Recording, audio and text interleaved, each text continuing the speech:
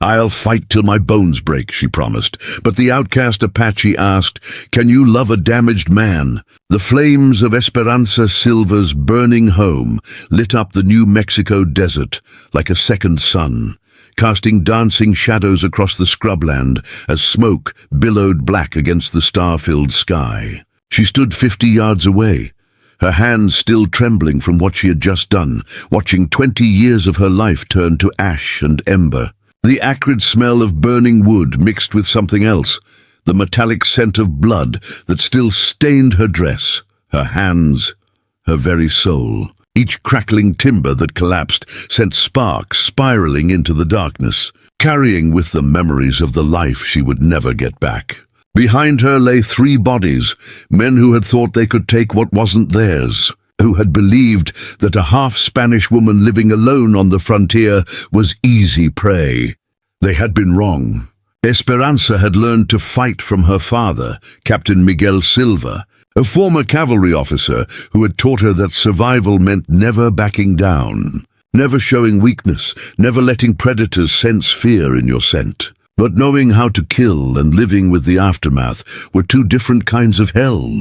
And as she watched her childhood home burn, she felt the weight of what she had become settling into her bones like winter cold. The first man had come through her front door just after sunset, his face already twisted with drink and darker intentions. "Heard you're all alone out here now, little señorita," he had slurred, his hands already reaching for the buckle of his gun belt. "Figured you might want some company on these lonely nights."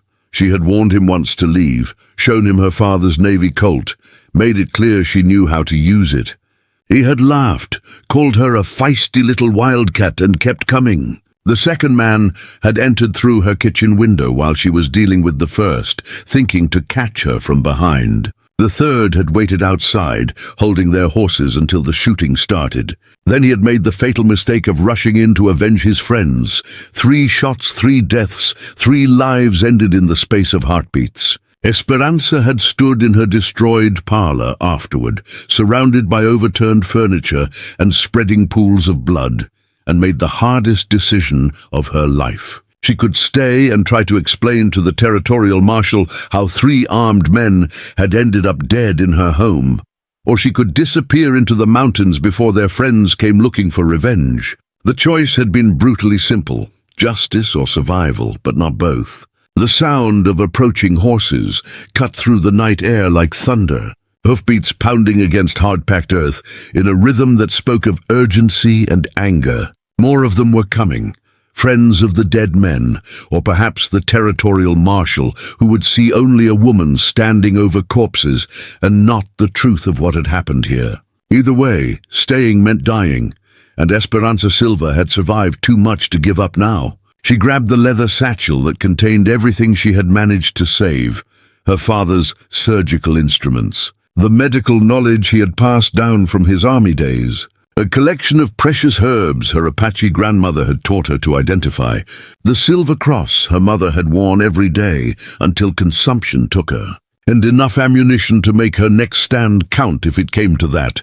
She ran into the desert night, her boots slipping on loose stone as she navigated by starlight and the hard-won knowledge of 24 years spent in this unforgiving country.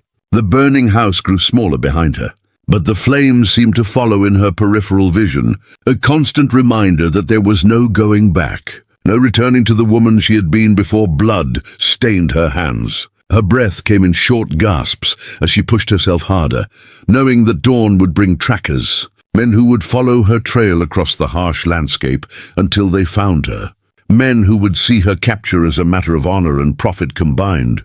The high desert of New Mexico territory stretched endlessly in all directions, a landscape of sagebrush and Joshua trees, hidden arroyos and sudden cliff faces, a country that could kill the unprepared within days through exposure, dehydration, or simple miscalculation. Esperanza had lived here all her life, had learned from her father how to read the land for water and shelter, had absorbed from her grandmother the ancient Apache knowledge of which plants held medicine and which held death.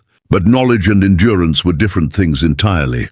and she was already exhausted from the fight that had claimed 3 lives and destroyed her world in the space of an hour. Miles passed beneath her feet as she climbed higher into the mountains, following game trails that twisted between towering rock formations and ancient pine trees that had stood here when her grandmother's people ruled this land without question. The air grew thinner, colder, carrying the promise of winter snows that would make these peaks impassable for months. But she pressed on, driven by the knowledge that stopping meant capture, and capture meant a noose around her neck, regardless of the justice of her actions. No territorial court would believe her version of events. 3 men dead by a woman's hand was murder in the eyes of the law, self-defense being a luxury rarely afforded to those without wealth or political connections. Her father had prepared her for this possibility, though neither of them had imagined it would come to pass so soon after his death from an Apache arrow during a supply run to Santa Fe.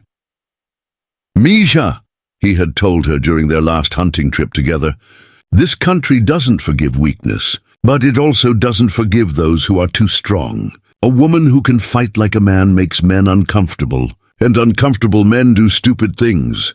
He had taught her to shoot, to track, to move silently through terrain that would challenge experienced soldiers. But he had also taught her something more valuable: how to think tactically, how to assess threats and opportunities with the cold calculation of a military mind.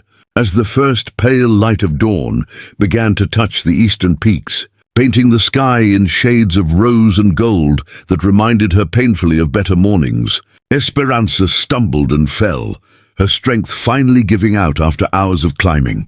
She had gained nearly 2,000 feet in elevation, following paths that most white settlers had never seen, routes her grandmother had shown her during childhood visits to gather medicinal plants. Her dress was torn from thorns and rocks, her hands bloodied from climbing, but she had put significant distance between herself and her pursuers. More importantly, she had entered country where her mixed heritage became an advantage rather than a liability. It was then she saw the smoke, not the black, angry smoke of a burning building, but the thin, grey wisp of a carefully tended fire. The kind maintained by someone who understood that smoke signals could bring unwanted visitors. Someone was camped nearby, hidden among the rocks and trees that dotted this remote mountainside. Someone skilled enough to minimize their presence while still maintaining the necessities of survival. Esperanza's hand went instinctively to the pistol at her hip, her father's Navy Colt, its walnut grip worn smooth from years of use. Its weight a familiar comfort in a world that had suddenly become unpredictable. After what had happened at her home, she would never again be caught defenseless or unprepared. She crept closer, moving with the stealth her father had taught her during hunting trips in these same mountains, using shadows and natural cover to mask her approach. Her grandmother's blood served her well here, providing instincts for moving silently through country that would betray a careless footstep with echoing stone or snapping branches. The camp was modest, a small fire ring built with stones that would contain heat efficiently, a lean-to shelter constructed against a rock outcropping that would provide protection from wind and weather. Supplies arranged with military precision that spoke of long experience with frontier living. But it was the man sitting beside the fire who stopped her cold. He was Apache. That much was clear from his dress and the way he held himself, the careful attention to his surroundings that marked him as a warrior even in repose. But something was terribly wrong with this picture. Extensive scars covered the left side of his face and neck, the kind that spoke of deliberate torture or terrible accident, and his left arm hung useless at his side, the hand curled in a way that suggested permanent damage. He wore traditional Apache clothing mixed with pieces of military gear, a blue cavalry jacket that had seen better days, moccasins decorated with intricate beadwork that spoke of careful craftsmanship, a knife at his belt that looked both well-maintained and frequently used. Most telling of all, he was completely alone. No Apache warrior traveled alone unless he was cast out, banished from his people for some unforgivable crime or catastrophic failure of duty. This man was an outcast, living in exile in these mountains, as much a fugitive from justice as she was, though likely for very different reasons. Esperanza watched him for long minutes, noting how he favored his right side, how his eyes constantly scanned the surrounding terrain even as he tended his fire with practiced efficiency. This was a man who had learned to live with constant vigilance, who expected attack from any direction and had arranged his life accordingly. A branch snapped under her foot, the sound sharp as a gunshot in the mountain stillness. The Apache warrior was on his feet instantly, moving with surprising speed despite his injuries, a rifle in his good hand with the muzzle pointed directly at her hiding place. The weapon was an army Springfield, probably taken from a dead soldier, and he held it with the familiarity of someone who had used it many times before. When he spoke, his English was accented but clear, the words carefully chosen by someone who had learned the language from necessity rather than education. "Come out slowly. Keep your hands where I can see them." Esperanza stepped from behind the boulder that had concealed her, her hand still resting on her pistol grip but making no threatening moves. She understood that she was at a severe disadvantage here. Tired, alone, in unfamiliar territory despite her mountain knowledge. Up close, she could see that his scars were old but extensive, covering not just his face but disappearing beneath his clothing in patterns that suggested systematic torture rather than battle wounds. Whatever had happened to this man had been deliberate, personal and thorough. "You are not a tracker," he observed, his dark eyes taking in her torn dress, her bloodied hands, the exhaustion that made her sway slightly on her feet. "Your movement is too loud, your approach too direct. You are running from something, not hunting it." "So are you," Esperanza replied, her voice hoarse from the smoke and the long night of climbing. "Apache don't live alone unless their people have cast them out. Warriors travel in groups, hunt together, fight together. A man alone is either dead or wishes he was." For a moment, something that might have been surprise flickered across his scarred features. Most white settlers wouldn't know enough about Apache customs to make such an observation, wouldn't understand the social structures that governed tribal life. Her knowledge marked her as someone who had spent time among his people, or at least had been taught by someone who understood Apache culture. He lowered his rifle slightly but kept it ready, his posture remaining alert. "My name is Atohi," he said simply, offering the information as both introduction and test. If she understood Apache naming customs, she would know that sharing his name carried significance, implied a level of trust that was not given lightly. "Esperanza Silva, and I need help." "What kind of help?" His voice was carefully neutral, but she could see calculation in his eyes, the rapid assessment of threat and opportunity that marked an experienced warrior. He was weighing the risks of involvement against whatever code of honor still governed his actions, trying to determine if helping her would bring more danger into his carefully controlled exile.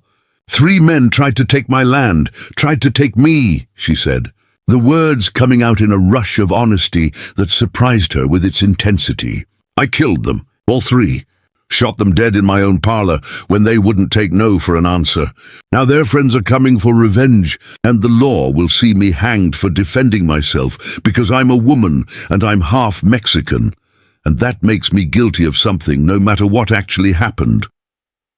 Atohi studied her for a long moment, his gaze taking in the blood on her dress, the way she held herself despite her exhaustion, like a fighter who hadn't yet surrendered. Like someone who had learned that showing weakness invited attack. There was something in her bearing that reminded him of warriors he had known, people who understood that survival sometimes required terrible choices. When he spoke again, his voice held a different quality, something that might have been respect mixed with recognition. "You killed 3 men. They gave me no choice. They came into my home with rape and theft on their minds, figured a woman alone would be easy prey. I warned them once, showed them my gun, told them to leave. They laughed." Her voice grew harder, colder. They stopped laughing when I put bullets in their hearts, and now you run to the mountains, thinking the high country will hide you from white man's justice. That elevation and isolation will keep you safe from the consequences of your actions." It wasn't a question, and Esperanza didn't treat it like one. She could hear the skepticism in his voice, the doubt of someone who had seen too many people make poor decisions based on desperation rather than planning. "I know these mountains better than most. My grandmother was Apache, taught me the old ways of moving through this country. I can survive here for how long?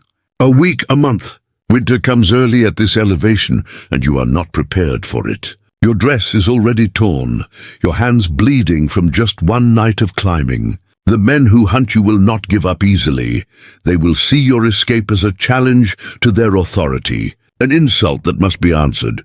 His scarred face was impassive, but his eyes held knowledge born of hard experience with pursuit and capture. "They will bring dogs, professional trackers, enough supplies to wait you out. And when they find you, they will make sure your death serves as an example to other women who might think to defend themselves." Esperanza felt her heart sink as the truth of his words settled over her like a heavy blanket. She had been running on desperation and stubbornness, fueled by the immediate need to escape rather than any real plan for long-term survival. This Apache warrior was right. She was buying time, not freedom. And time had a way of running out when powerful men wanted you dead.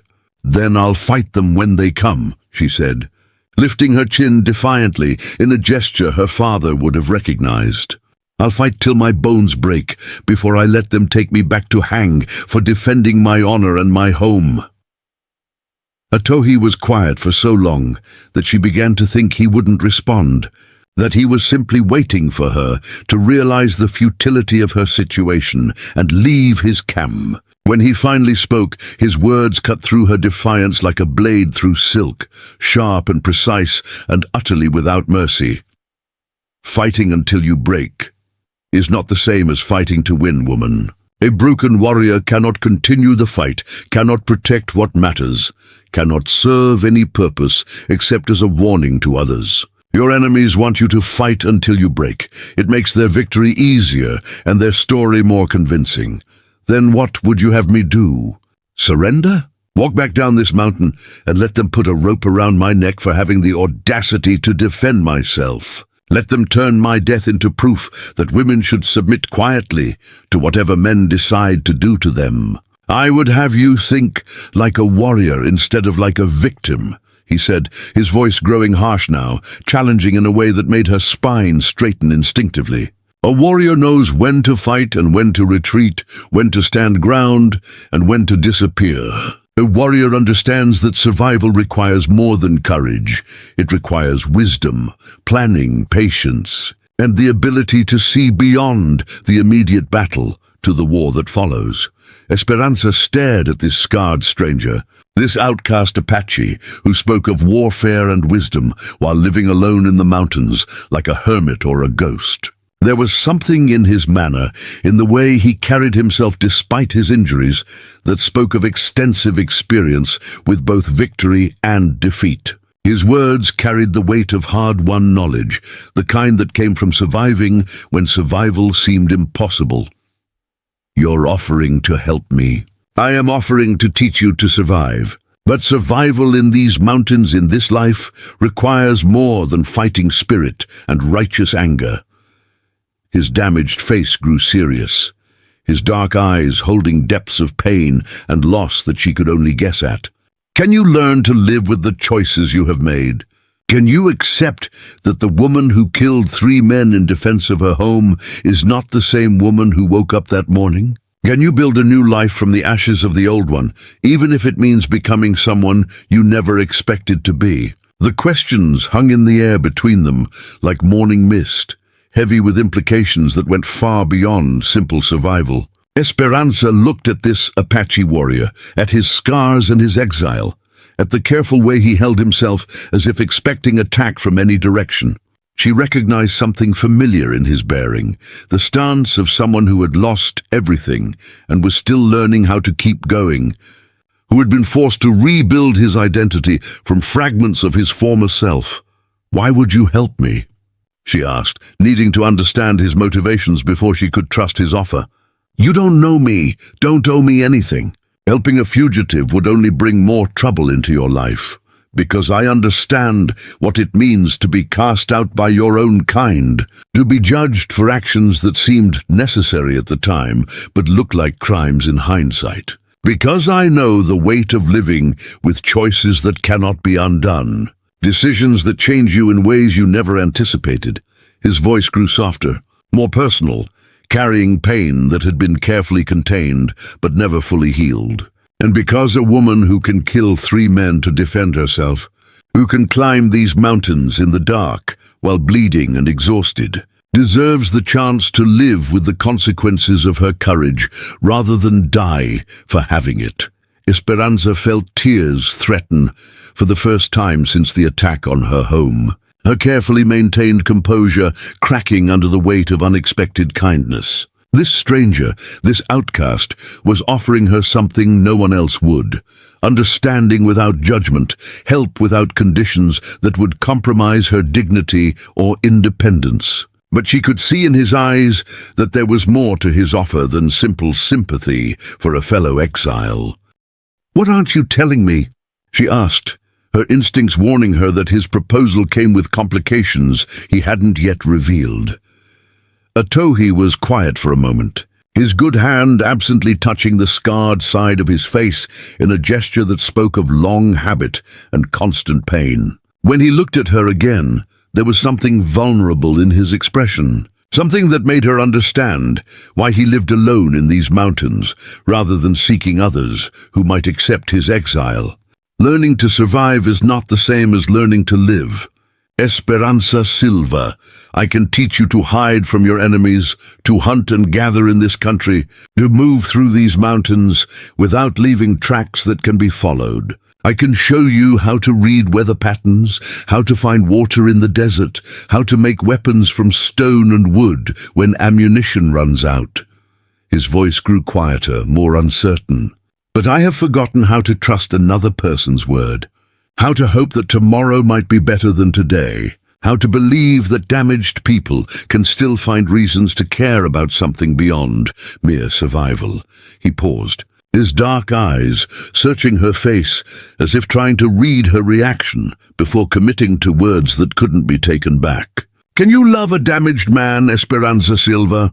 Can you see past scars that run deeper than flesh to whatever might still be worth saving underneath? Because that is what I am asking of you, not just to let me help you survive, but to help me remember what it means to be human, rather than just a collection of wounds and regrets." The question hit her like a physical blow, stealing her breath and sending her mind reeling with implications she hadn't expected. This wasn't just about survival or sanctuary. This Apache warrior was asking her to consider a future neither of them had expected to have, to risk her heart on a man who had been broken by whatever had driven him into exile. He was offering to save her life, but only if she was willing to gamble her emotional survival on someone whose damage might run too deep for healing. Esperanza looked around at the harsh beauty of the mountain landscape, at the smoke from Atohi's small fire rising into the brightening sky, at the careful way he had arranged his simple camp to blend with the natural surroundings. This was a man who had learned to make a life out of nothing, to find dignity in exile, to maintain his humanity despite whatever terrible experiences had carved those scars into his flesh and soul. The weight of his question, whether she could love a damaged man, hung between them like a challenge and a confession combined. "I don't know," she said honestly, her voice barely above a whisper in the mountain stillness. "I don't know if I can love anyone right now. I've got blood on my hands and fire in my past, and 3 dead men whose faces will haunt my dreams for whatever years I have left. I don't know what kind of future that leaves me, what kind of woman I've become." Atohi nodded slowly, as if he had expected no other answer, as if honesty in the face of impossible questions was more valuable than false promises or easy comfort. "Then we will learn together. You how to live as an outcast in a world that wants you dead. And I how to live with someone who might choose to stay when staying becomes a choice rather than necessity. He shouldered his rifle with his good arm and began, breaking camp with efficient movements that spoke of long practice at quick departures. Despite the handicap of his damaged left arm, he moved with purpose and grace, each action calculated to waste neither time nor energy. There is a place deeper in the mountains, a valley where the streams run clean and game is plentiful, where winter comes late and spring comes early. We can be there by nightfall if we leave now. And if I can't learn what you're trying to teach me? Esperanza asked, watching him secure his meager possessions with the precision of a military man. If I'm too set in my ways, too damaged by what happened, too afraid to trust. Tohi paused in his packing, looking at her with those dark eyes that held so much pain and so much stubborn hope. Then at least you will have tried to live instead of simply trying to die fighting. That is more than most people manage when the world turns against them. As they prepared to climb higher into the Sangre de Cristo mountains, Esperanza felt something shift inside her chest. Not love, not yet, but possibility.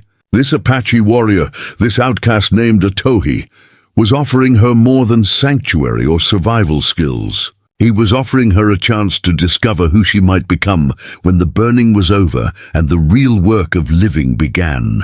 The trail Tohi chose wound through country that seemed untouched by human presence, following ridgelines that offered spectacular views of the desert below while remaining hidden from casual observation. He moved with the quiet confidence of someone who knew every rock and tree, every source of water and shelter, every danger that might threaten their passage. Esperanza followed, struggling to match his pace despite her exhaustion, learning through necessity to place her feet where his had been, to breathe with the thin mountain air, to read the land the way he did. "Your grandmother was Apache," he said, after they had walked in silence for over an hour. It wasn't a question. Something in her movement, her instinctive responses to the terrain, had confirmed what her earlier words had suggested. "From which band?" "Mescalero," Esperanza replied, grateful for conversation that might distract her from the burning in her lungs and legs. "My mother's mother. She married a Mexican vaquero, lived on a ranch near Las Cruces until the cavalry came through in 1862. After that, she stayed with my grandfather's family, raised my mother as Mexican rather than Apache. Wise woman. The soldiers would have killed her children if they had known their bloodline."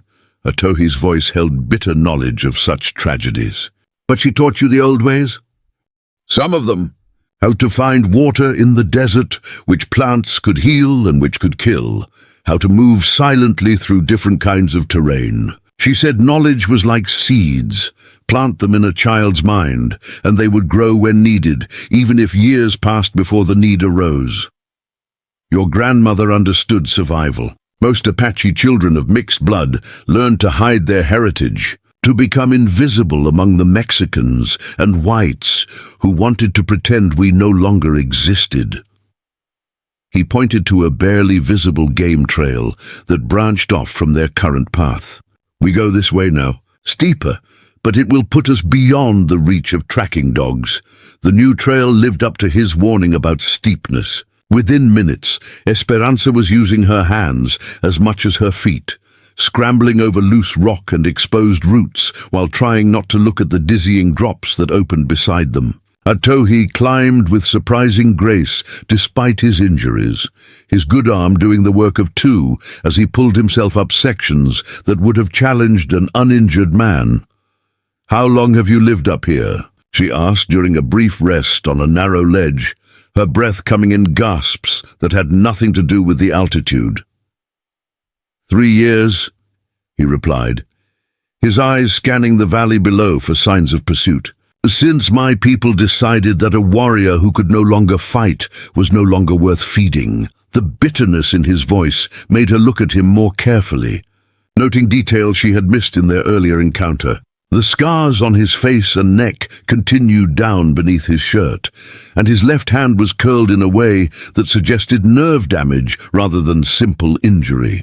This was not battle damage, but something far more deliberate and personal. What happened to you? She asked, then immediately regretted the question when she saw him stiffen. I'm sorry, that's not my business. You have a right to know what kind of man you are traveling with, Atohi said quietly. Whether his enemies might become yours, whether his past might endanger your future. Before we jump back in, tell us where you're tuning in from, and if this story touches you, make sure you're subscribed, because tomorrow I've saved something extra special for you. He was quiet for a long moment, his gaze fixed on the horizon. I was captured by Mexican soldiers 3 years ago during a raid to recover stolen Apache children. They decided to make an example of me, to show what happened to warriors who dared to fight for their families. Esperanza felt ice form in her stomach as she began to understand the source of his scars, the reason for his exile. They tortured you for 3 days. Fire, knives, other things I will not speak of in the presence of a woman. His voice was matter-of-fact, as if he were discussing weather rather than unspeakable trauma. On the 4th day, a young lieutenant who still had some honor left helped me escape. But by then, the damage was done. Your arm cannot draw a bow or wield a war club, cannot provide for a family or protect a band of warriors in battle. Among my people, a warrior who cannot fight is a burden, a mouth to feed that produces nothing of value. The pain in his voice went deeper than physical injury. My own brother cast the final vote to banish me, said it was kinder than letting me live as a cripple among whole men. Esperanza stared at him, seeing his story with new eyes. This man had not simply been injured. He had been systematically destroyed, then abandoned by the very people he had risked everything to protect. The fact that he had survived at all, let alone built some kind of life in these mountains, spoke to a strength that went far beyond physical capability. Your people were wrong, she said fiercely. A man's worth isn't measured by what he can do with weapons. What is it measured by then? The question was genuine, not rhetorical. What makes a man valuable if not his ability to provide and protect? His willingness to keep trying when everything falls apart. His ability to offer hope to someone who has none. His courage to trust again after the world has proven it can't be trusted. She met his eyes steadily. His decision to help a stranger when helping means risking what little safety he has left.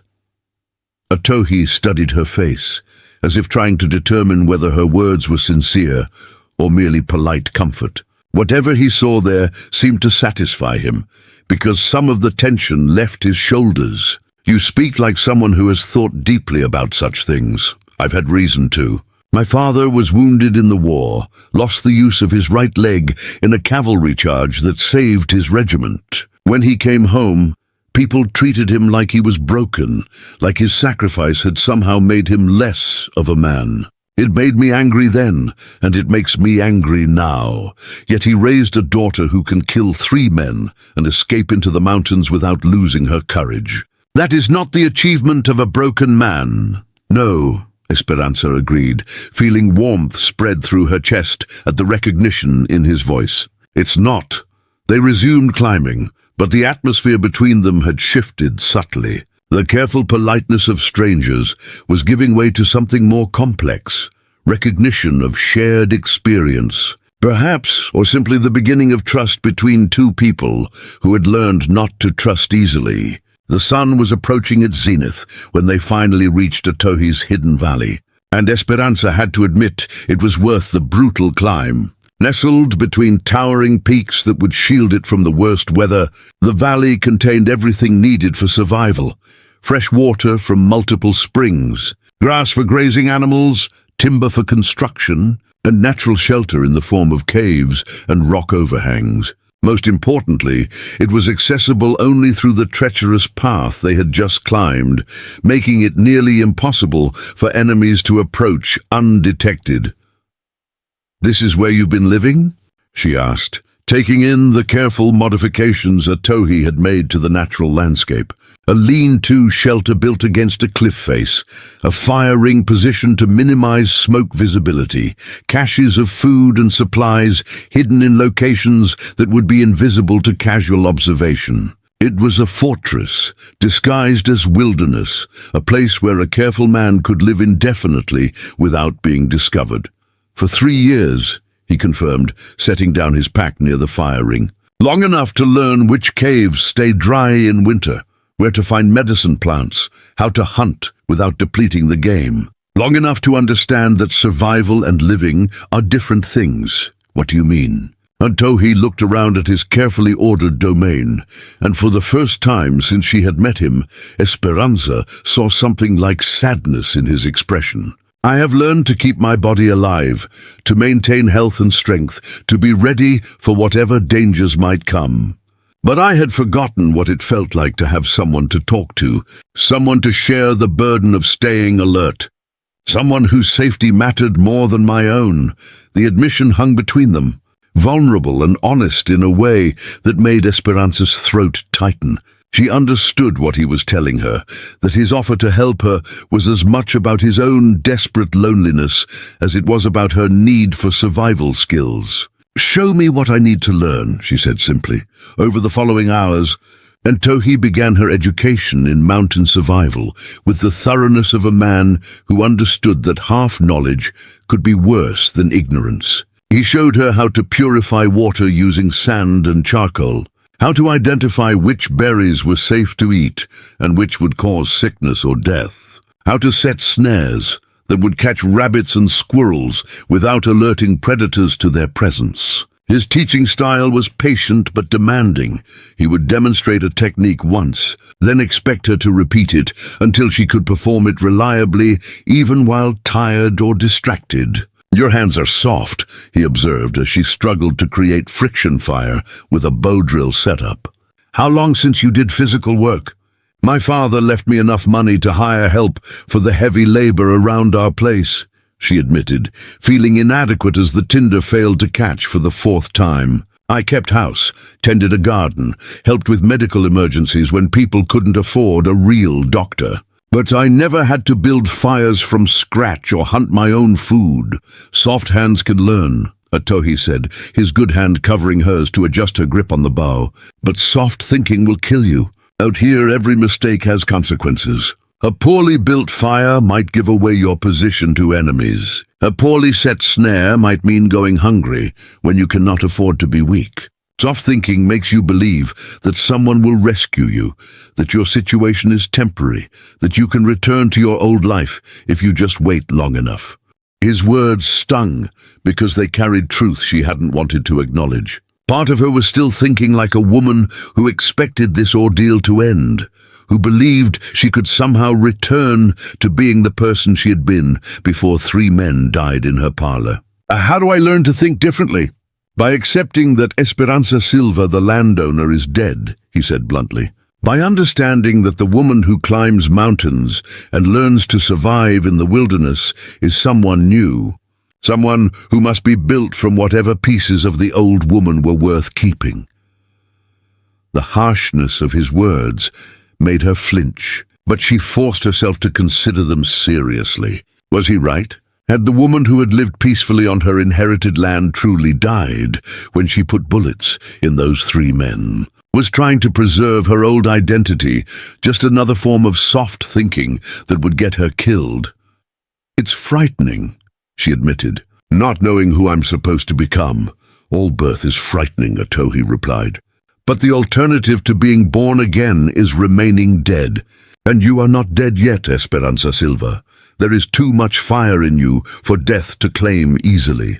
As the afternoon wore on, her lessons expanded beyond basic survival skills to include elements of Apache warfare and stealth. Atohi taught her how to move through different types of terrain without leaving tracks, how to use natural cover to remain invisible even in open ground, how to read the behavior of birds and animals to detect the presence of human intruders. His methods were demanding and sometimes painful, He would deliberately startle her during delicate tasks to test her reactions under stress, would criticize her mistakes with brutal honesty, would push her to continue practicing even when exhaustion made her hands shake. "Why are you being so hard on me?" she finally asked after he had made her repeat a stalking exercise for the 6th time, pointing out flaws in her technique that seemed impossibly subtle. "Because your enemies will not be gentle with you," he replied without sympathy. "Because the mountains do not care about your feelings when you make mistakes that could cost your life. Because learning to survive requires breaking down the soft parts of yourself that expect comfort and rebuilding them into something harder. And what if I don't want to become hard? What if I want to keep some part of who I used to be?" Tohi stopped his instruction and looked at her with something that might have been compassion mixed with ruthless pragmatism. "Then you will die, and your softness will die with you, and nothing of value will remain. Better to choose what parts of yourself to preserve and what parts to sacrifice than to let circumstances make those choices for you," his words forced her to confront a question she had been avoiding since fleeing her burning home. What aspects of her old self were worth fighting to preserve, and what parts had been luxuries she could no longer afford? Her education, her medical knowledge, her determination to help others, those seemed valuable. Her expectation of safety, her belief that justice would protect the innocent, her assumption that other people would respect her boundaries, those had already proven to be dangerous illusions. Evening found them sitting beside a carefully banked fire, sharing a meal of roasted rabbit that Tohi had taken with a snare while she practiced other skills. The meat was tough and gamey compared to the beef she was accustomed to, but it tasted like survival, like independence, like the beginning of a life that depended on no one's generosity or protection except what she could earn through her own efforts. "Tell me about the men who are hunting you," Tohi said as they ate. "What kind of enemies they are, what resources they have, how far they might be willing to go for revenge." Esperanza considered how to explain the complex web of relationships and obligations that governed life in territorial New Mexico. "The 3 men I killed were brothers. The Morrison brothers, Tom, Jake, and Billy. Their family owns most of the businesses in our nearest town, controls the territorial judge, has connections with both legitimate ranchers and outlaw bands who work the borderland between New Mexico and Mexico. Powerful enemies then, the worst kind. Rich enough to buy whatever help they need, connected enough to make sure the law works in their favor, ruthless enough to make examples of people who cross them." She poked at the fire with a stick, watching sparks spiral into the darkening sky, but also arrogant enough to underestimate a half-Mexican woman who learned to shoot from a cavalry officer. "Arrogance can be used against them," Tohi observed. "Powerful men often assume their power makes them invulnerable. They take risks that more careful enemies would avoid. What kind of risks? They will come after you themselves instead of hiring professionals who might be more skilled at tracking and survival. They will bring too many men, make too much noise, expect to overwhelm you with numbers rather than outsmart you with strategy." His scarred face was thoughtful in the firelight. "And they will not expect you to have help from someone who knows how to fight their kind of war. You're talking about ambushing them. I am talking about survival, about using every advantage available to ensure that your enemies do not succeed in killing you." He met her eyes across the fire. "Are you prepared to kill again if necessary?" The question hit her like cold water, forcing her to confront the reality of what her new life might require. Could she shoot down more men, even in self-defense? Could she become the kind of person who planned ambushes and calculated the best ways to kill her enemies? "I don't know," she said honestly. "Killing those 3 men was horrible, even though they gave me no choice. The thought of deliberately planning to kill more people makes me sick." "That is good," Tohi said, surprising her. "A person who enjoys killing is dangerous to everyone around them, including their allies. But a person who cannot kill when killing is necessary is dangerous to themselves and those who depend on them for protection." So what do I do with that? You learn to think of killing as a tool, like fire or a knife, dangerous if used carelessly, but necessary for survival in certain circumstances. You practice until your body can act without your mind having time to hesitate. And you accept that the person you become through this training will be different from the person you were before it became necessary. As the fire burned lower and the mountain night grew cold around them, Esperanza found herself studying this damaged Apache warrior who was offering to teach her not just survival skills, but the mindset of someone who lived constantly on the edge of violence. There was something both frightening and compelling about his absolute pragmatism, his willingness to face harsh truths without flinching or seeking comfort in pleasant illusions. "Why did you really offer to help me?" she asked. "And don't tell me it's just because you understand what it means to be cast out. There's something else, something you're not saying."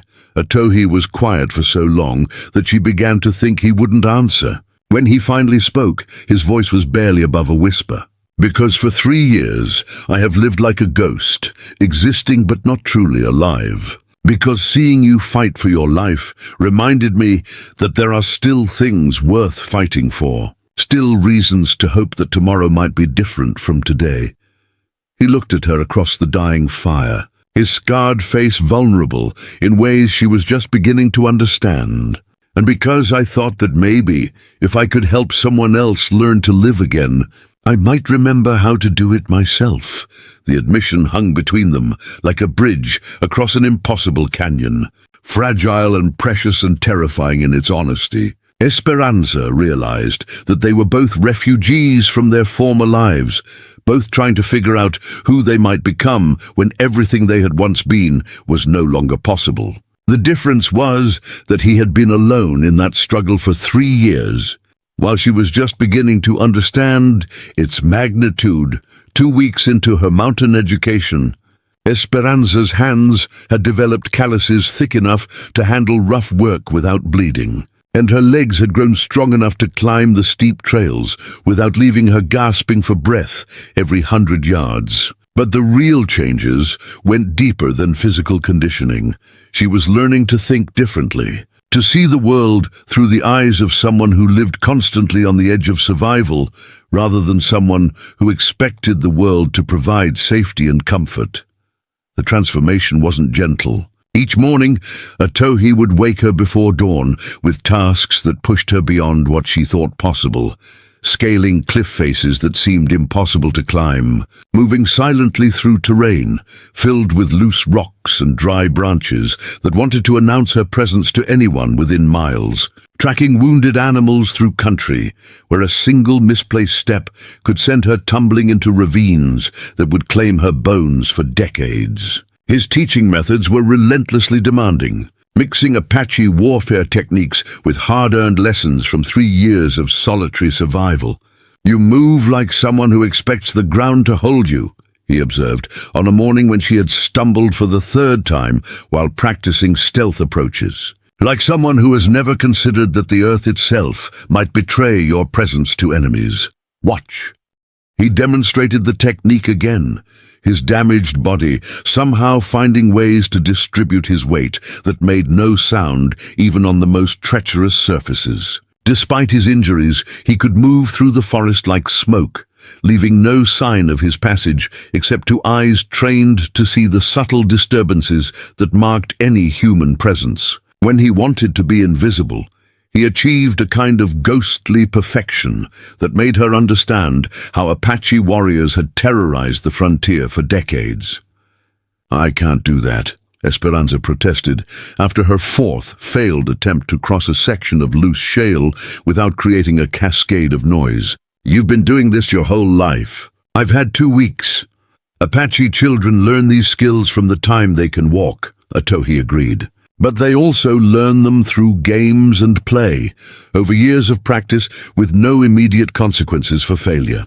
You must learn them as an adult, under pressure, with your life depending on perfection you have not had time to develop naturally.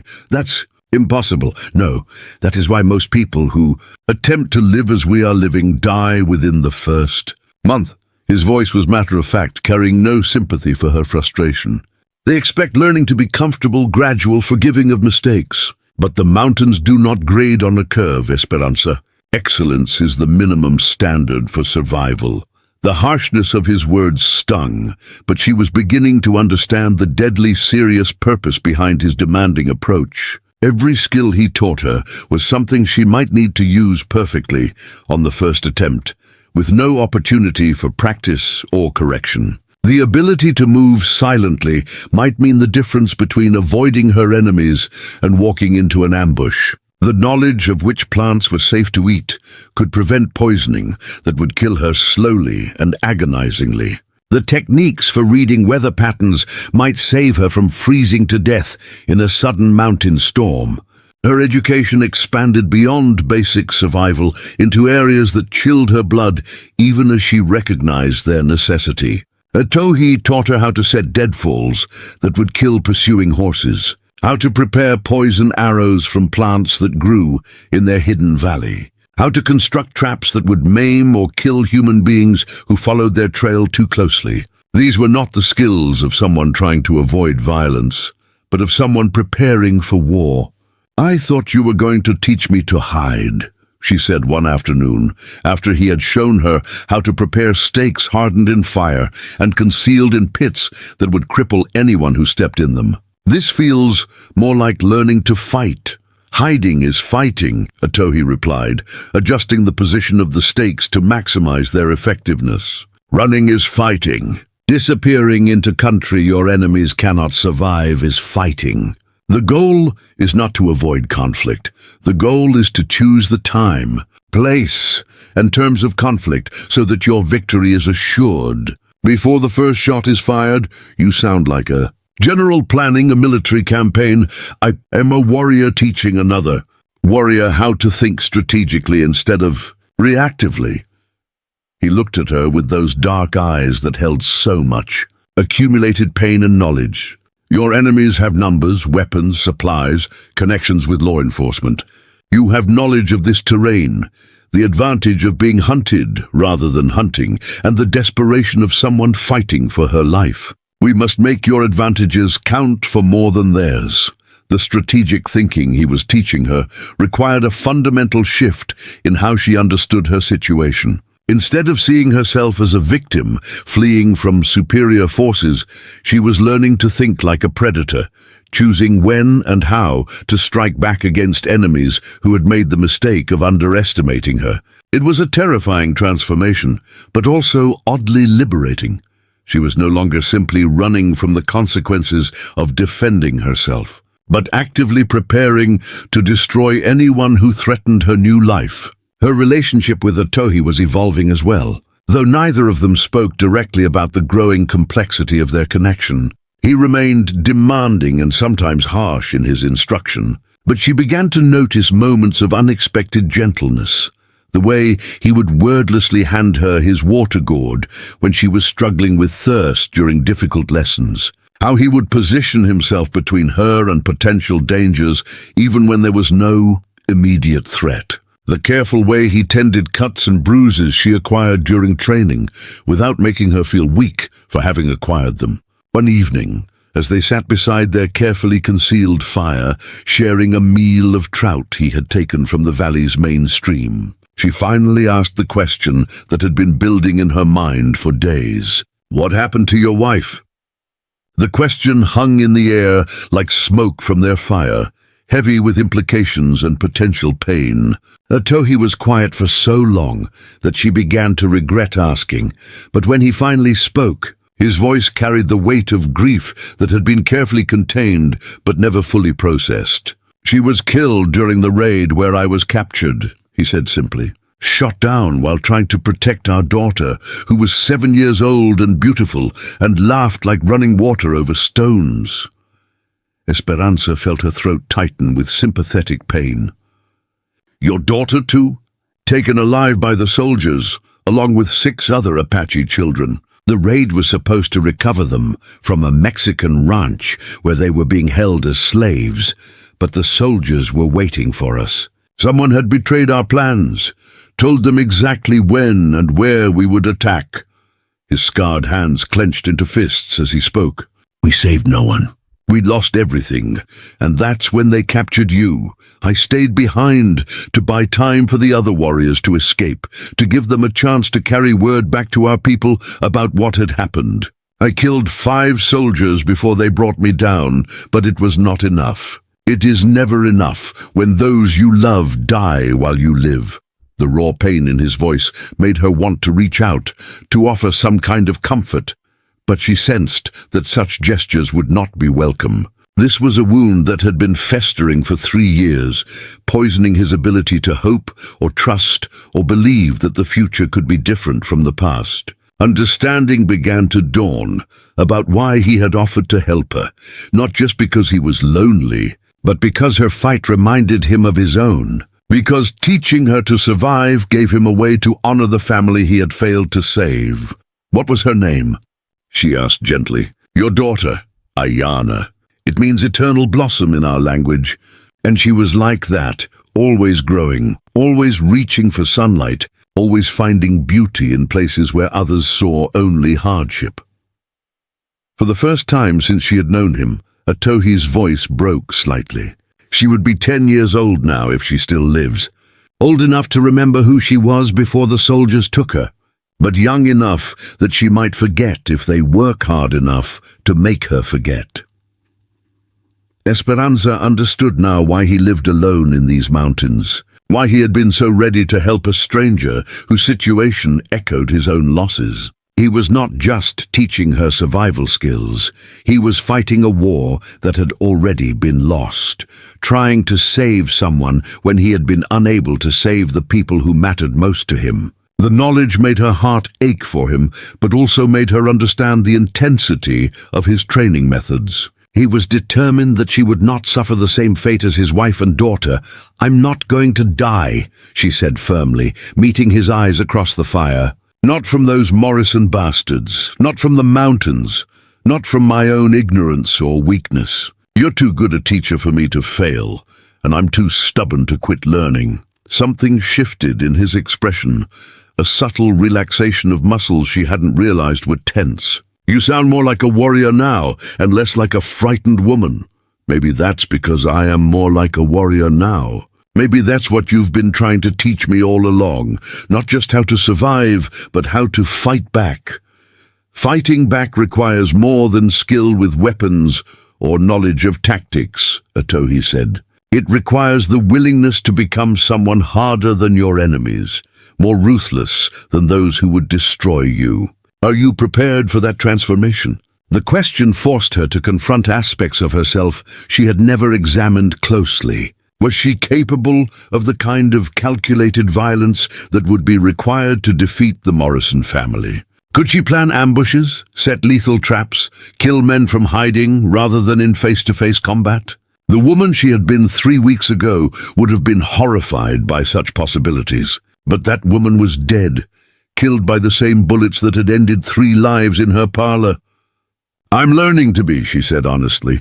"It frightens me, but not as much as the thought of being helpless again. Good. Fear of what you might become is healthy. It will keep you from becoming a monster. But fear of being powerless will kill you faster than any enemy." He poked at the fire with a stick, sending sparks spiraling into the night sky. "Tomorrow we begin the final phase of your education. You will learn to hunt men instead of animals, to think like a killer instead of a survivor." The word sent a chill down her spine, but also a strange thrill of anticipation. She was tired of running, tired of hiding, tired of letting other people's actions determine the shape of her life. If the Morrison brothers wanted a war, she was finally ready to give them one. That night, she dreamed of fire and blood, of men screaming in traps she had set with her own hands, of herself standing over the bodies of her enemies with smoke rising from the barrel of her father's pistol. When she woke, the dreams didn't horrify her as much as she thought they should. Instead, they felt like visions of a future she was finally strong enough to create for herself. The next morning brought the sound that both of them had been dreading and expecting, distant hoofbeats echoing off the canyon walls below their hidden valley. Their enemies had finally found the trail leading to their sanctuary, and the time for learning was over. Now they would discover whether her education had been sufficient to keep them both alive. Atohi was on his feet instantly, moving to a vantage point that would let him observe the approaches to their valley without exposing himself to hostile fire. "How many?" Esperanza asked, checking her weapons with hands that were steadier than she had expected. "At least 6 riders, possibly more." His voice was calm, professional, the voice of a warrior who had faced such situations many times before. "They are moving carefully, following our trail, but watching for ambushes. They have learned caution, which makes them more dangerous. Are they Morrison men?" "Some of them. But there are others, men who move like professionals, like soldiers or experienced bounty hunters." He turned from his observation point to look at her with those dark eyes that had seen too much violence. "These are not the kind of men who will give up easily or be discouraged by the loss of a few companions." Preparing and narrating this story took us a lot of time, so if you are enjoying it, subscribe to our channel. It means a lot to us now. Back to the story. Esperanza felt something cold and hard settle in her chest. Not fear, exactly, but the kind of ruthless calculation she had seen in Atohi's face when he discussed tactics for killing their enemies. "Then we don't discourage them. We destroy them, all of them. Every last one. We make sure that no one goes back to tell the Morrison family where to find us. No one survives to bring more hunters. No one lives to threaten the life we're trying to build here." Her voice was steady, certain, carrying a conviction that surprised them both. "This ends today, one way or another." Atohi studied her face as if seeing her clearly for the first time. "You understand what you are saying? What kind of action you are committing yourself to?" "I understand that I'm tired of running, tired of hiding, tired of letting other people decide whether I live or die." She checked the loads in her pistol with movements that were becoming automatic.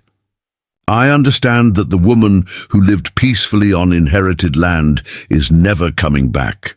And the woman who's replacing her is someone who doesn't leave enemies alive to try again. Then we fight," Atohi said simply. "We use every advantage this terrain gives us, every trap we have prepared, every skill you have learned. And when it is over, we will know if your transformation is complete." They spent the next hour setting final preparations, positioning weapons caches, checking the deadfalls and pit traps they had constructed over the past 2 weeks, reviewing the signals they would use to coordinate their movements during the coming battle. Esperanza found herself moving with a confidence she wouldn't have believed possible just days earlier. Her body responding to training that had become instinctive, her mind calculating angles and timing with the cold precision Atohi had tried to teach her. "Remember," he said, as they took their positions among the rocks that guarded the valley's main approach, "you are not the same woman who killed 3 men in her parlor. You are an Apache warrior who has learned to think strategically, to fight with patience and intelligence rather than desperate courage alone." "And what are you?" she asked, settling into a firing position that would give her clear shots at multiple approach routes while keeping her concealed from return fire. "I'm a man who has found something worth protecting again," Atohi replied, his scarred face showing an expression she had never seen before, not quite love, but something deeper and more fierce. "I am a warrior who will not fail this time." The sound of approaching horses grew louder, accompanied by the voices of men who believed they were close to claiming their prize. Esperanza sighted down the barrel of her rifle, waiting for the first target to present itself, and realized that she was no longer afraid. Whatever happened in the next hour would determine not just whether she lived or died, but what kind of person she had chosen to become. The frightened woman who had fled her burning home was gone forever, replaced by someone harder and more dangerous than her enemies had expected to find. "They're in range," Atohi whispered from his position 30 yards to her left. "I see them," she replied, her finger finding the trigger with steady precision. The war for her new life was about to begin.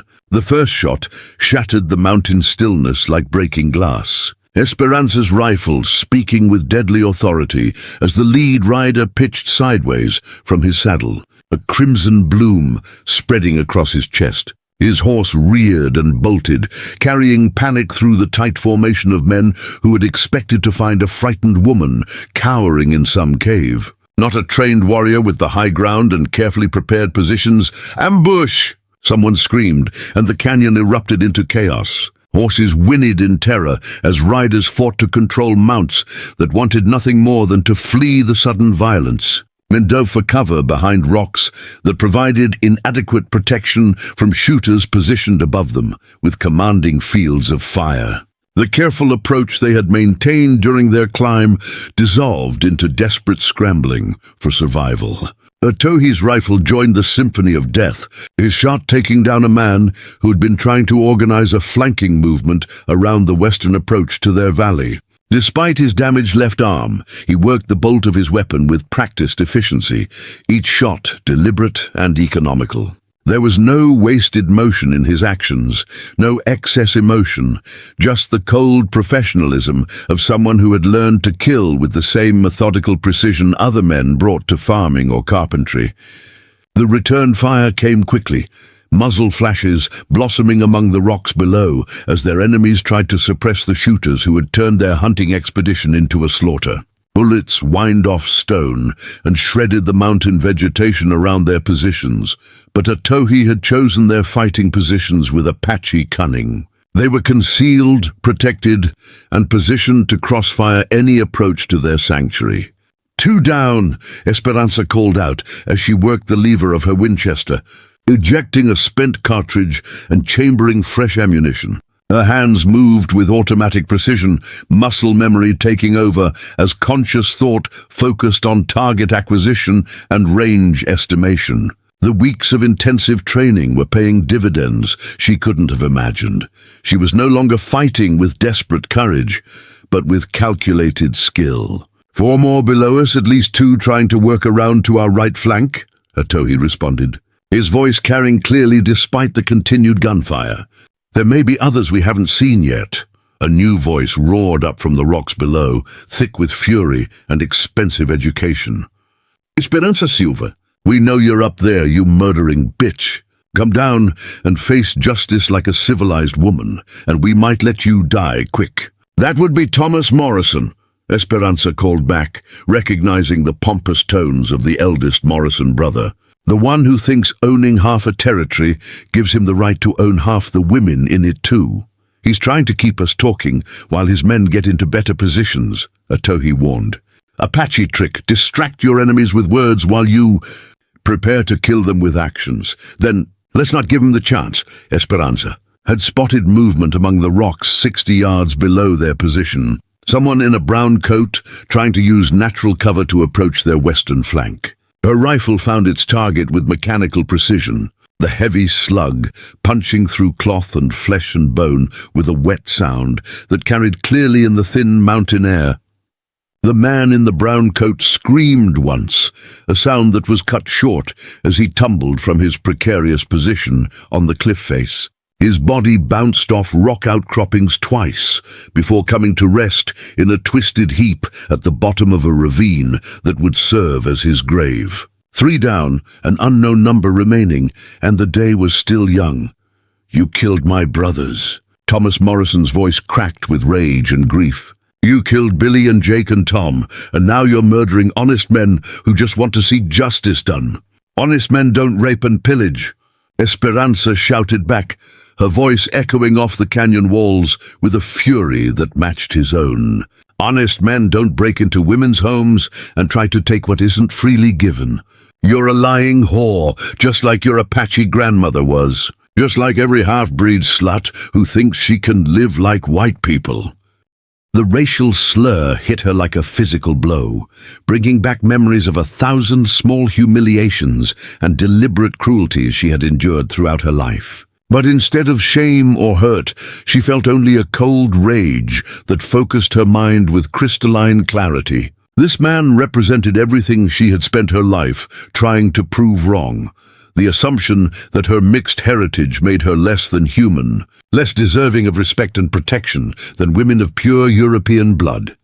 "Keep him talking," Atohi said quietly. "I see two more trying to climb the eastern approach. If we can pin them in the open while they're exposed on the rock face, we can finish this." Esperanza adjusted her position to cover the eastern approach while maintaining her ability to fire on targets below. The movement exposed her to return fire for a few seconds, and bullets spanged off the rocks around her head with vicious intensity. But the exposure was calculated. She could see both climbers now, struggling up a nearly vertical section that left them helpless if someone could get a clear shot. Her first shot missed, the bullet striking stone just inches from the lead climber's head and showering him with rock fragments. But it had the desired effect. He lost his grip and fell 20 feet into his companion, carrying both men down in a tangle of arms and legs and terrified shouting.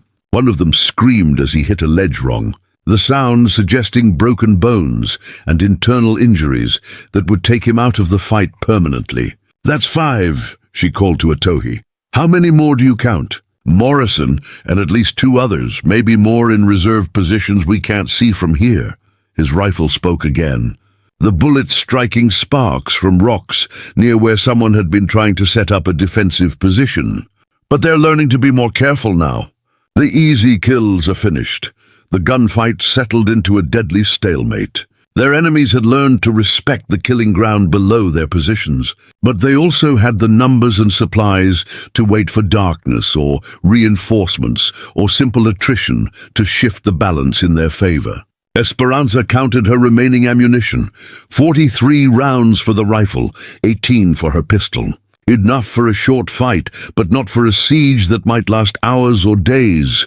"We need to force them into the open," she said during a lull in the firing. "Make them come to us instead of letting them choose when and how to attack. What do you propose?" "Fire." The word carried grim certainty. "There's enough dry brush in this canyon to create a furnace that would force them to move or burn. The wind is in our favor, and we have escape routes they don't know about." Atohi was quiet for a moment, considering the tactical implications. It would work, but it would also destroy much of the valley, make it impossible for us to continue living here. This place would become a wasteland for years. Then we find another place. We've learned to live in the wilderness once. We can do it again. She looked at him across the distance, separating their positions, seeing understanding pass between them. "But we can't live anywhere if we're dead." Esperanza pulled a burning branch from their small cooking fire and began moving toward positions where the flames could take hold in dry grass and scattered deadfall. The plan was simple but effective. Create a wall of fire that would drive their enemies toward the valley's main entrance, where carefully prepared deadfalls and pit traps would channel them into killing zones that negated their numerical advantage. The first flames caught quickly, fed by months of drought and mountain winds that fanned small blazes into roaring conflagrations. Within minutes, smoke was pouring through the canyon, and she could hear shouts of alarm from the men below as they realized their defensive positions were about to become death traps. "They're moving," Atohi called out, "coming up the main trail just like we planned." The sound of running feet and panicked voices grew louder as their enemies abandoned their concealed positions and rushed toward the valley entrance. But Esperanza and Atohi had spent 2 weeks preparing for exactly this scenario. Every approach was covered by interlocking fields of fire. Every piece of cover was either eliminated or turned into a trap that would kill anyone who tried to use it. Thomas Morrison appeared first, his expensive clothes torn and smudged with smoke, his face twisted with rage and desperation. Behind him came 2 other men, both carrying rifles and moving with the caution of people who finally understood they were fighting for their lives rather than hunting helpless prey. The fire was driving them forward, but their own intelligence was warning them that retreat into flames meant certain death, while advance might mean only probable death. "There!" Morrison pointed toward their positions with the barrel of a fancy rifle that had probably cost more than most men earned in a year. "I can see the smoke from their weapons. Rush them. There's only 2 of them, and we've got them outnumbered."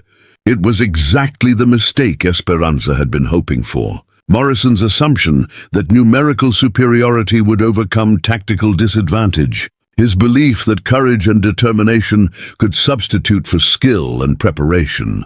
His fundamental inability to understand that Apache warfare was about intelligence rather than bravery. Her rifle found him as he charged up the slope, the bullet taking him center mass and spinning him around like a child's toy.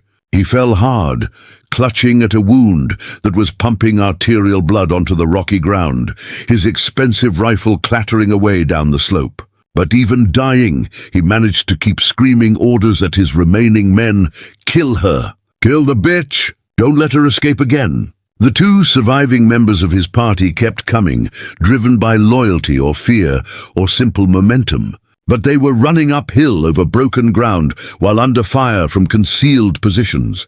And they were not Apache warriors trained from childhood in the art of moving under enemy observation.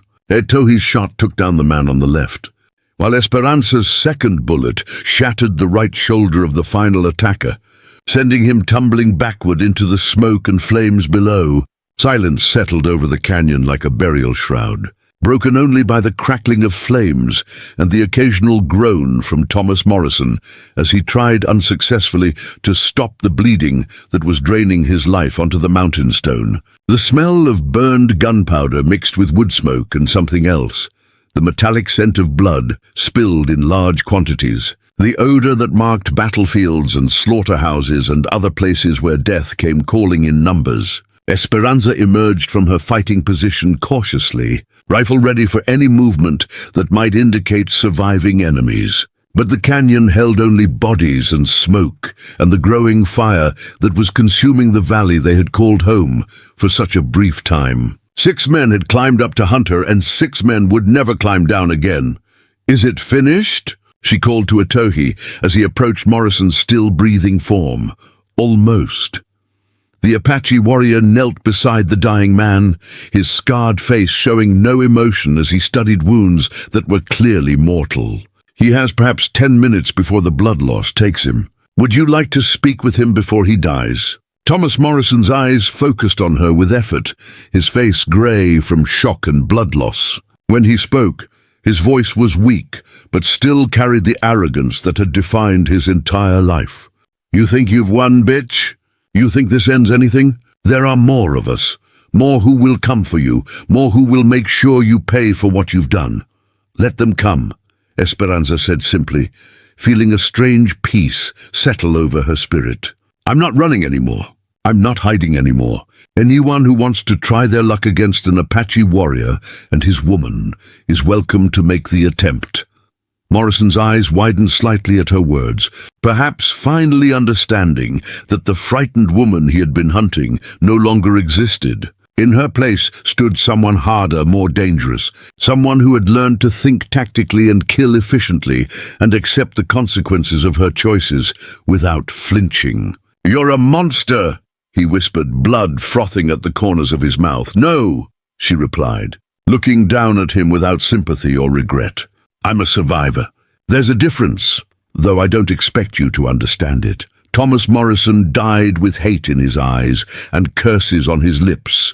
But he died knowing that his family's attempt to claim vengeance had failed utterly. The woman he had hunted was gone, replaced by someone who would not be hunted again. As the smoke cleared and the immediate danger passed, Esperanza found herself standing amid the wreckage of her old life and the bodies of her enemies, finally free to discover what kind of future she might build from the ashes of everything she had lost. The fire burned itself out by evening, leaving behind a blackened wasteland where their hidden valley had once provided sanctuary. Esperanza stood at the edge of the devastation, watching smoke rise from the smoldering remains of trees that had sheltered them, grass that had fed the wildlife, the small paradise Etohi had spent 3 years creating from nothing. The tactical necessity that had saved their lives had also destroyed the only home he had known since his exile. "I'm sorry," she said quietly, not turning to look at him as he approached from where he had been searching the bodies of their enemies for useful supplies. "I know what this place meant to you." "It was a place," Atohi replied, his voice carrying none of the bitterness she had expected. "Places can be rebuilt. People cannot be brought back from the dead." He stood beside her in comfortable silence, both of them surveying the damage their victory had cost. "Besides, I was never meant to live alone forever. This valley served its purpose. It kept me alive until I found something worth living for." The simple honesty of his words made her throat tighten with emotions she wasn't ready to examine too closely. 3 weeks ago, she had been a woman who expected her life to follow predictable patterns, managing her inherited property, helping neighbors with medical emergencies, perhaps eventually finding a husband who could appreciate her mixed heritage and independent spirit. Now she was someone who had killed 9 men, burned down a mountain valley, and discovered that she was capable of strategic thinking that would have impressed her cavalry officer father. "What happens now?" she asked, gesturing toward the bodies scattered across the canyon floor. "When these men don't return, when the Morrison family realizes their hunting party has been wiped out, what comes next? They will send more men, but different kinds of men. Professional killers rather than angry relatives. People who understand that we are dangerous rather than helpless." Atohi began walking toward their emergency supply cache, hidden in rocks that had survived the fire. "Or they will decide that revenge has cost them too much already and find easier targets for their anger." "Which do you think is more likely? With men like the Morrisons? They will keep coming until they are all dead or we are. Backing down from a fight with a half-Apache woman would make them look weak, and men who build their power on fear cannot afford to look weak." His scarred face was thoughtful as he considered their options. "But they will be more careful now, more respectful of our capabilities. That gives us time to prepare, to choose ground that favors us even more than this valley did, as they salvaged what they could from their burned sanctuary." Esperanza found herself studying this Apache warrior who had transformed her from a frightened refugee into someone capable of planning and executing ambushes that left 6 men dead. The change in herself was startling enough, but the change in him was even more remarkable. The bitter, isolated man she had first encountered had been replaced by someone who moved with purpose, who spoke of future plans rather than past failures, who looked at her with eyes that held hope instead of just accumulated pain. "You're different," she observed, as they packed supplies for another move deeper into the mountains. "Not just since the fight, but since I arrived. Like you've remembered something you thought was lost forever." "I have remembered what it feels like to have someone to protect," Atohi admitted, securing a bundle of dried meat and medicinal herbs with practiced efficiency. "For 3 years, I lived only for myself, and that is not enough to sustain a warrior's spirit. A man needs something beyond his own survival to fight for, something that makes the struggle worthwhile. And now you have that?" He stopped his packing and looked at her directly, his dark eyes holding depths of feeling that made her breath catch in her throat. "I have you. Whether that is enough depends on questions I do not yet have answers to." The admission hung between them like a bridge across dangerous water, fragile and precious and terrifying in its implications. Esperanza realized that they had reached the moment when their relationship would either deepen into something neither of them had expected to find, or fracture under the weight of assumptions that might prove false. "What questions?" she asked, though she suspected she already knew. Whether a woman who has learned to think like a warrior can also learn to love like a woman. Whether someone who has been forced to become hard enough to survive can still be soft enough to share a life with someone else. His voice grew quieter, more vulnerable. "Whether you can see past my scars to whatever remains of the man I used to be." The last question struck her as fundamentally wrong. based on assumptions that revealed how little he understood about what she had learned during their weeks together. Tohi, I don't want the man you used to be. That man got captured and tortured and lost everything that mattered to him. That man failed to protect his family when they needed him most. She saw him flinch at her words and quickly continued before he could retreat into the defensive bitterness that had protected him for so long.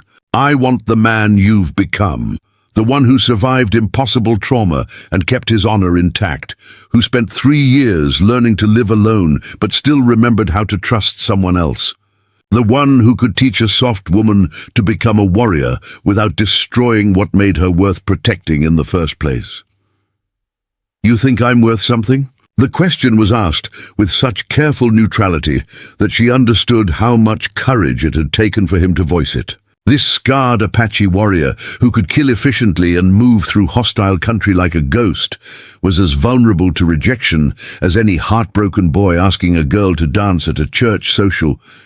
I think you saved my life in more ways than just keeping me alive, she said honestly. I think you taught me that being damaged doesn't mean being worthless, that surviving terrible things can make you stronger rather than weaker. I think you showed me what it means to refuse to surrender even when everything seems hopeless. And is that enough for love? The question forced her to confront feelings she had been avoiding since their first night around a shared fire. Was what she felt for him love or simply gratitude mixed with physical attraction and the intense bonding that came from surviving danger together? Did it matter what label they applied to emotions that had grown in such unusual circumstances? I don't know, she said finally. I know that the thought of you dying in that fight today terrified me more than the thought of dying myself. I know that watching you move through combat was like watching deadly poetry. That seeing you protect me and our valley made me understand what it means to feel cherished rather than just desired. She stepped closer to him, close enough to see the hope and fear warring in his expression. I know that when I imagine my future now, I can't picture it without you in it. Whether that's love or something else, I don't have enough experience to say. But I know it's worth finding out. For a moment, they stood in the ruins of their temporary home, surrounded by the debris of battle and the smell of smoke. Two people who had been broken by their experiences, but were slowly learning how to be whole together. When Tohi reached out with his good hand to touch her face, his fingers traced the line of her cheek with reverent gentleness that made her understand how long it had been since he had allowed himself such simple human contact. I had forgotten what hope felt like, he said softly. For 3 years, I focused only on survival, on continuing to exist one day at a time without any expectation that the future would be different from the present. But with you, I can imagine tomorrow being better than today. With me, you won't have to face tomorrow alone. The kiss that followed was gentle at first, tentative, as if both of them were afraid that too much passion might shatter the fragile understanding they were building. But as seconds passed and neither pulled away, the kiss deepened into something that spoke of hunger long denied, of loneliness finally finding companionship, of two damaged people discovering that their broken pieces might fit together in ways that made them stronger than either had been alone. When they finally separated, both were breathing hard, and Esperanza could see in Tohi's eyes a vulnerability that had nothing to do with physical scars. Are you certain? He asked. Once we cross this line, there is no returning to what we were before. You will be bound to an Apache outcast, a man whose own people have rejected him, who can offer you nothing but a life of constant danger and uncertainty. I was bound to you from the moment I decided to trust you with my life, she replied. Everything else is just details we'll figure out as we go. They made love that night in a cave high above the burned valley, their bodies finding comfort and connection amidst the harsh realities of their situation. Esperanza discovered that Tohi's scars extended far beyond what was visible, that the soldiers who had tortured him had been thorough in their cruelty. But she also discovered that damaged flesh could still respond to gentle touch, that broken people could still find ways to give and receive pleasure when they trusted each other enough to be vulnerable. Afterwards, as they lay wrapped together in blankets that smelled of smoke and gunpowder, Otohi spoke in a voice she had never heard from him before, soft, wondering, almost childlike in its amazement. "I thought I would never feel this again. Never trust someone enough to let them see me without defenses. Never believe that anyone could want what I have become. What you have become is exactly what I needed," Esperanza murmured against his scarred shoulder. "A teacher who could show me how to be strong. A protector who could keep me safe while I learned to keep myself safe. A partner who understands that love sometimes means being willing to kill for each other. Is that what this is? Love?" She considered the question seriously, weighing her feelings against everything she had been taught about romantic love in the civilized world she had left behind. What she felt for Otohi bore little resemblance to the gentle courtship and gradual affection that was supposed to characterize proper relationships between men and women.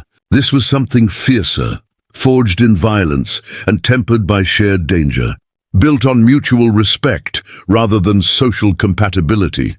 If it's not love, it's something close enough that the difference doesn't matter, she said finally.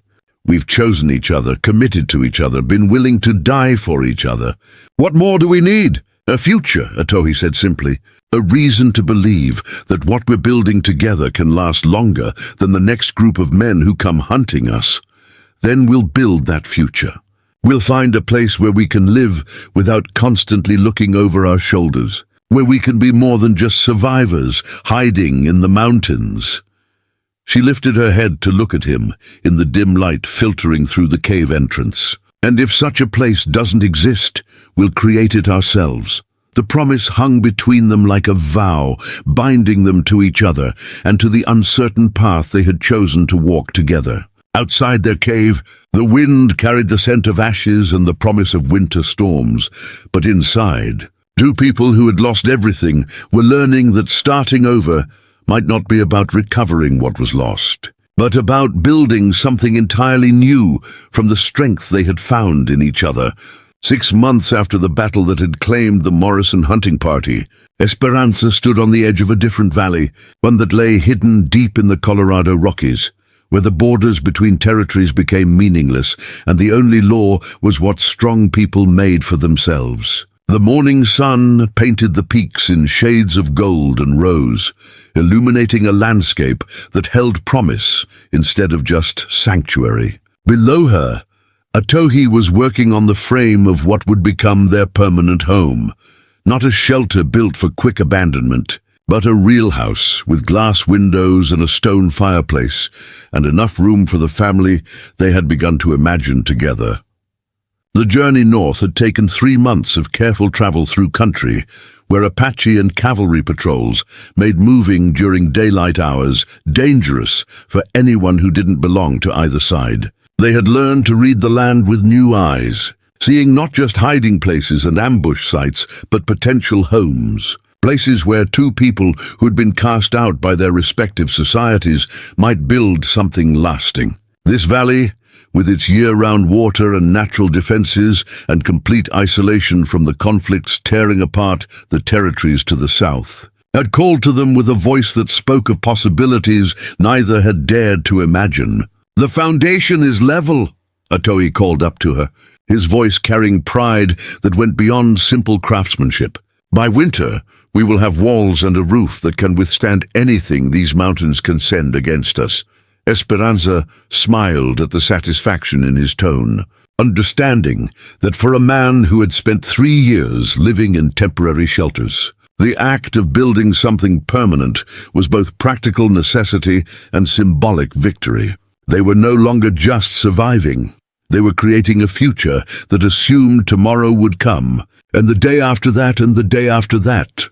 She made her way down the slope to where he was working, her body moving with the unconscious grace of someone who had learned to read terrain and adjust her balance accordingly.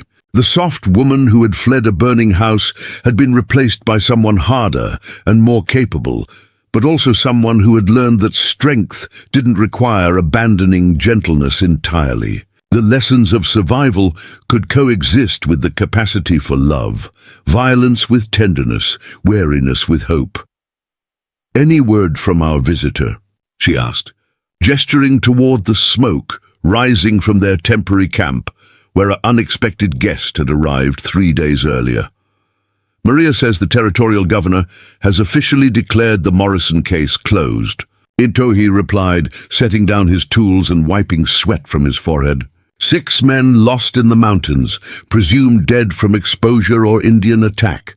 No mention of witnesses or ongoing investigations. The news brought relief that surprised Esperanza with its intensity. For months they had lived with the assumption that more hunters would come, that the Morrison family's wealth and connections would eventually bring professional killers to their trail. But Maria Gonzalez, the tough Mexican woman who ran supplies between isolated settlements throughout the Rockies, had brought word that their enemies had finally given up the hunt. Too many men lost, too much money spent, too little chance of success against quarry that had proven unexpectedly deadly. "So we're free?" Esperanza asked, hardly daring to believe it. "As free as anyone can be in this country. The law has forgotten about us, and our enemies have decided we're not worth the cost of continued pursuit." Itohi's scarred face showed an expression she had learned to recognize: cautious. Optimism mixed with the ingrained wariness of someone who had learned not to trust good fortune too quickly. But freedom is not the same as safety. There will always be other dangers, other people who might threaten what we're building here. Then we'll face them together, the same way we've faced everything else. The simple certainty in her voice seemed to ease something in his expression. Over the past months, they had developed the kind of partnership that came from shared danger and mutual dependence, learning to read each other's moods and capabilities with the precision of people whose survival depended on perfect coordination. But more than that, they had learned to trust each other's judgment, to rely on each other's strengths, to accept each other's weaknesses without resentment or attempts to change what couldn't be altered. Their conversation was interrupted by the sound of approaching footsteps, and Maria Gonzalez emerged from the tree line with the quiet confidence of someone who had spent decades moving through dangerous country. She was a small woman, barely 5 feet tall, but she carried herself with the authority of someone who had earned respect through competence rather than size. Her pack train could carry supplies to places no one else would risk visiting, and her word was trusted by outlaws and lawmen alike. "Your house is taking shape," she observed, studying the foundation and framing with the eye of someone who understood construction. "You planning to winter here?" "Planning to live here," Esperanza replied. "Permanently, a bold choice. This valley is isolated enough to keep you safe from most troubles, but isolation cuts both ways. If you have medical emergencies or need supplies you can't make or grow yourselves, help is a long way off." "We've learned to be self-sufficient," Itohi said, "and Esperanza has medical training that could serve this region well, once word spreads that there's a skilled healer living up here." Maria's eyebrows rose slightly at that information. "A healer? Trained where?" "My father was a cavalry surgeon during the war," Esperanza explained. "He taught me field medicine, surgical techniques, how to treat everything from bullet wounds to broken bones to fever. I've been practicing for years, though unofficially. Officially or not, medical knowledge is worth its weight in gold out here. Half the settlements in these mountains haven't seen a real doctor in years." Maria settled onto a log near their work site, her expression thoughtful. "I could spread word carefully. Let people know there's someone up here who can help with serious injuries or difficult births. Might bring you some income, and definitely would bring you friends." The suggestion carried implications that went beyond simple economic opportunity. If Esperanza became known as a healer serving the scattered communities of the high country, it would give them a legitimate reason to be here, an identity that had nothing to do with their violent past. They could become valued members of the loose network of ranchers, miners and settlers who eked out livings in places too remote for conventional authority to reach. What about my heritage? Esperanza asked. Some people might not want medical care from someone who's part Apache. Some people are idiots, Maria replied bluntly. But most folks up here care more about results than bloodlines. A woman who can save their children or set their broken bones properly isn't going to face too many questions about her ancestry. Over the following days, as Maria prepared to continue her supply run to settlements further north, they discussed the practical details of establishing Esperanza as the region's unofficial doctor. Word would spread gradually through the network of traders and travelers who connected the isolated communities, carried by people who understood that discretion was often the difference between life and death in country where past mistakes could catch up with anyone. Within a year, if Maria was right, they might have regular patients traveling from dozens of miles away to seek treatment that couldn't be found anywhere else. The prospect of having a purpose beyond simple survival filled Esperanza with excitement she hadn't felt since before her father's death. The medical knowledge he had passed down to her, which had seemed irrelevant to their mountain exile, might become the foundation for a new kind of life. Instead of hiding from civilization, they could create their own version of it, a place where healing happened regardless of politics or prejudice, where her mixed heritage became an advantage rather than a liability. "There's something else," Maria said on her last evening with them, her voice carrying the careful tone of someone delivering information that might be either welcome or devastating. "Word from down south is that there's been Apache raids near the Mexican border. Young warriors trying to rescue children who were taken by the cavalry years ago." Esperanza felt Atohi tense beside her, saw the careful neutrality settle over his features like a mask. This was the first news they had received about his former people since beginning their new life, and she could see him struggling with emotions he had worked hard to bury. "Any names mentioned?" he asked quietly. "Nothing specific, but the descriptions match someone who might be related to you, a war leader who's been organizing rescue missions. Someone the soldiers call Ghost Walker because he can move through their lines without being detected." Maria's eyes were sympathetic but honest. "If it's who I think it might be, he's been asking questions about warriors who went missing during the last major raids 3 years ago." "My brother," Atohi said simply. "He's looking for me." The revelation hung in the air like smoke from their evening fire, carrying implications that could reshape everything they had built together. If Atohi's brother was actively searching for him, if there was a possibility of reconciliation with his people, what would that mean for their plans? Would he choose blood family over the life they were creating together? Could she follow him back into a world where her mixed heritage might make her an outsider in different ways? "What will you do?" Esperanza asked, proud that her voice remained steady despite the turmoil in her chest. "Nothing," Atohi replied, his tone carrying absolute certainty. "I was cast out by my people, including my brother. If he regrets that decision now, he knows where to find me. But I will not abandon the life we're building to chase after acceptance from those who rejected me when I needed them most. But if he came here, if he wanted to make amends, then he would be welcome at our table, as any traveler would be welcome. But my home is here now, with you, in the life we're creating together." His scarred hand found hers, fingers intertwining with the natural ease of long practice. "I spent 3 years mourning what I had lost. I will not waste whatever years remain mourning what might have been." Maria nodded approvingly at his words.